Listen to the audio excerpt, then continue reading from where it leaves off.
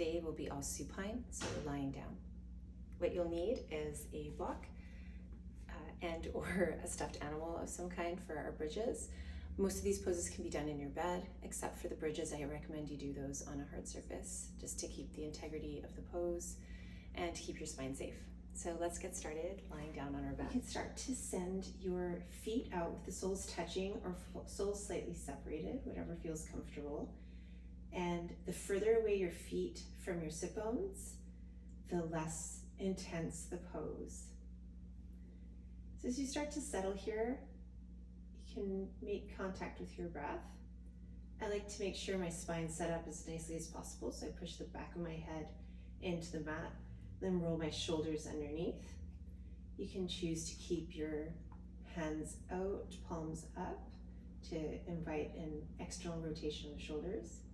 You can also choose to bend at the elbows. Bring your hands to your low belly so you can feel your breath. So let's exhale together. Take a deep inhale through your nose, your throat, your chest, your belly, and your low belly. Pause at the top and exhale through your nose, again from your low belly, your chest, your throat, and your nose. And pause at the base. We'll take 2 more breaths like that. So inhale.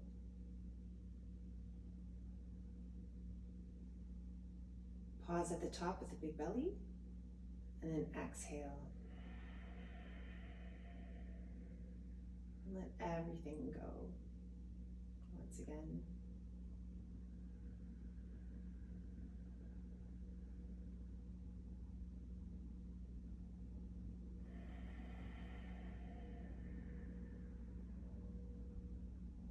Start to heel toe your feet back into bent knees. And from here, we're going to bring our left ankle on top of our right knee to come into Supine Pigeon. You can rest your hands onto your hip bones to make sure that they're level. Flex your left foot and then start to actively send your left knee away from your body. You're welcome to stay here. I encourage not to use hands to crank anything. If you want to take it more deeply, you can bring your left hand through the window of your upper legs and then wrap your hands around the back of your right thigh. Okay, your other option, if you have a wall nearby you, you can also take this pose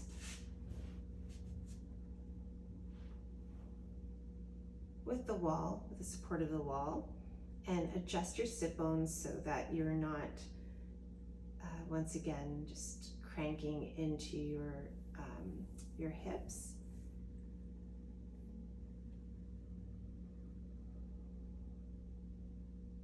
Whichever option you take, stay there for 3 more cycles of breath.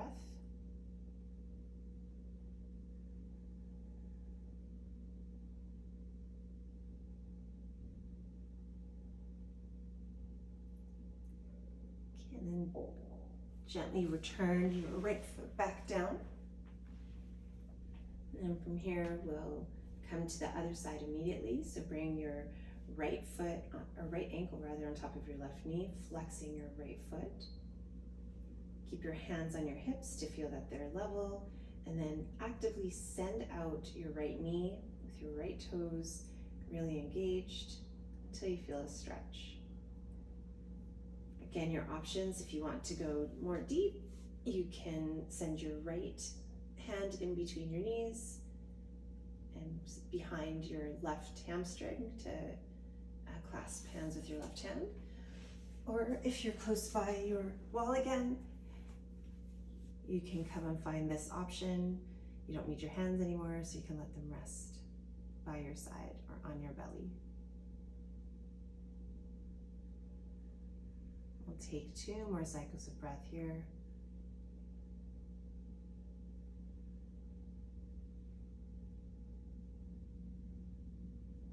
Okay, and then when you're ready, start to slide your feet back down and come to lying down. Let's take a mini shavasana. So that's our corpse pose. You can send your hands out wide or into cactus arms. You can bring your feet either hip distance or even mat distance or further apart. Once again, reconnecting with our breath. So let's take an exhale together. Inhale once again from the tip of your nose to the base of your belly. Pause at the top and exhale evenly, base of the belly to tip of the nose. 2 more cycles of breath like that.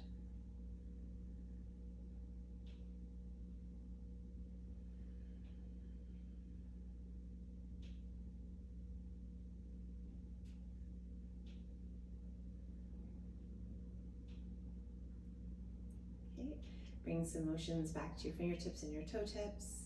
You can shake it out into a dancing bug pose or just hang out in a sleeping bug pose. Maybe bring some movement to your wrists and your ankles. You can grab onto your block or to your stuffed animal. I'll try both. We'll do 5 of these bridge poses. So once again, set up your feet so you can graze the heel with your middle finger. I like to start off in robot arms. And you're going to plant your feet, pick up your toes, and then spread your toes and plant them down once again so you can feel even distribution of grippiness between your toes. Hug your elbows into your rib cage, and then pushing into your elbows, start to lift your tailbone like someone's pulling it forward and diagonally up, and then send your hips up so you're opening the front, and then start to send your weight back into your heels, maybe even roll your shoulders underneath. And then we're going to exhale, lengthen that tailbone once again, and start to drop your spine down from middle of the shoulder blades, down the thoracic spine, down the lumbar spine, keeping the tailbone pointing up, and then finally resting that down. Okay, 4 more like that. Inhale, pushing through your heels, sending your knees forward, sending your tailbone forward and up as you push into your heels, push into your elbows, and then exhale, belly button to spine as you lengthen your spine forward and bring down your spine. I'm going to switch now to a block. I'll place that a little bit closer to my sit bones and really squeeze into the block. So let's inhale, pushing up, lengthening, pushing into our heels but up with our hips. And then exhale, lengthening once again through your spine, coming back down. So it's all about making your spine long. 2 more like that. Inhale, pushing into your heels. Knees drive forward, hips go up. And then exhale, keep lengthening your lower spine to bring yourself back down. And last one, inhale, pushing through your heels. Big belly, imagine your belly is a balloon and it's rising. And then exhale, lengthen. Belly button to spine, really squeezing your core in, and then making the low back even touch down. Okay, we'll remove our props, whatever you were using to the side. I think I liked the block better as it allowed me to squeeze a little bit more. Next up, you can take that sleeping bug or dancing bug pose, or if you're close to a wall, you can set up for legs up the wall.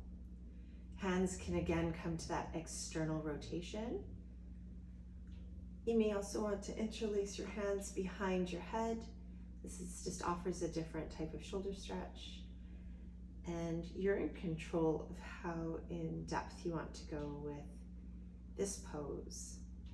So if you want a simple leg relaxation, you can leave your legs hip distance apart. Some teachings will offer a block or a blanket underneath the sacrum, so underneath your low back, in between your hips. I personally enjoyed this variation, but you can experiment for yourself. And if you want to bring this into a inner leg opener, you can walk or scoot your hip bones a little closer to the wall, and then start to come and find almost like a splits position. You can use your hands to support your legs.